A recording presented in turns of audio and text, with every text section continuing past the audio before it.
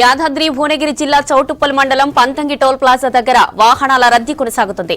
సంక్రాంతికి సిటీ జనం ఆర్టీసీ బస్సుల్లో, ప్రైవేటు వాహనాల్లో, సొంత ఊర్లకు పయనమయ్యారు. దీంతో హైదరాబాద్ విజయవాడ హైవే రద్దీగా మారింది. ట్రాఫిక్ ను తగ్గించేందుకు విజయవాడ వైపు ఎక్కువ టోల్ బూత్లను ఓపెన్ చేశారు టోల్ ప్లాజా సిబ్బంది. అయితే ఫాస్ట్ ట్యాగ్ ఉండడంతో వాహనాలు త్వరగా వెళ్తున్నాయి.